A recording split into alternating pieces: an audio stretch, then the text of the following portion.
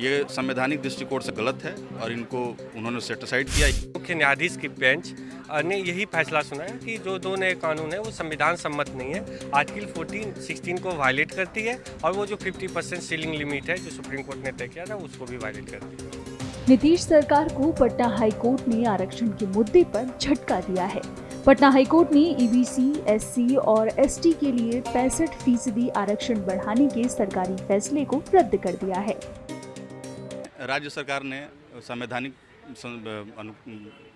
नियमों को तोड़ मरोड़ करके 49.5 से बढ़ा के 65% कर दिया था शिक्षण संस्थानों में नामांकन में और पद सरकारी सेवाओं में सब के लिए।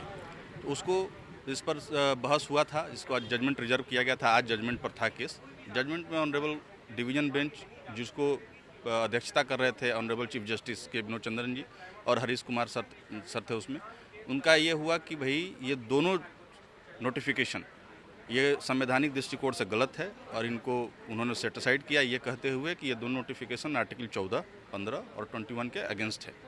तो जो पहले का नियम है जो आरक्षण को लागू रहेगा? जी, पहले का नियम वही रहेगा, बिकॉज 1992 में इंदिरा साहनी के केस में कहा गया था कि भाई आरक्षण 50% से एवं नहीं जाएगा और उसी के आधार पर अब तक वो चला आ रहा था। फिर रिसेंटली 2021 में मराठा आरक्षण के केस में सुप्रीम कोर्ट ने फुल स्टॉप लगा दिया था कि कोई भी राज्य सरकार 50% के ऊपर कोई आरक्षण देगी नहीं। उसके बाद भी कास्ट बेस्ड सर्वे के आधार पर 65% कर दिया गया था बिहार सरकार के द्वारा, जिसको गलत पाते हुए कोर्ट ने इस चीज़ को सेटिसाइड कर दिया। जो राज्य सरकार ने नई 2 कानून लाई थी, शिक्षण संस्थानों और रोजगार संस्थानों में 49.5% जो आरक्षण सीमा थी राज्य में पहले, उसको बढ़ाकर 65% की गई। तो हमने इसको चैलेंज किया था पटना हाई कोर्ट में, ये कहते हुए कि ये संविधान सम्मत नहीं है, आर्टिकल 14-16 को वायलेट करती है। और जो सुप्रीम कोर्ट के संवैधानिक बेंच इंदिरा साहनी के केस में जो 9 जजेज की बेंच ने ये एक फैसला सुनाई थी कि 50% के सीमा निर्धारित जो आरक्षण का है वो कोई भी राज्य सरकार कभी भी वायलेट नहीं कर सकती है। रिसेंटली 2021 में लक्ष्मण राव पाटिल केस में फिर से ये अपील किया गया, फुल स्टॉप किया गया यहाँ तक कि कोई भी राज्य सरकार 50% के सीमा को आरक्षण का नहीं बढ़ा सकती है।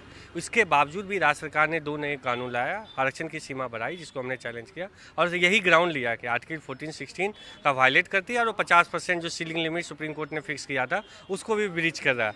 आज फैसले में भी मुख्य न्यायाधीश की बेंच ने यही फैसला सुनाया कि जो 2 नए कानून है वो संविधान सम्मत नहीं है, आर्टिकल 14-16 को वायलेट करती है और वो जो 50% सीलिंग लिमिट है जो सुप्रीम कोर्ट ने तय किया था उसको भी वायलेट करती है। मुख्यमंत्री नीतीश कुमार के नेतृत्व में तत्कालीन महागठबंधन सरकार ने जाति आधारित सर्वे की रिपोर्ट के आधार पर ओबीसी, ईबीसी, दलित और आदिवासियों का आरक्षण बढ़ाकर 65% कर दिया था, जिसके बाद अब हाईकोर्ट का बिल्कुल उलट फैसला आया है।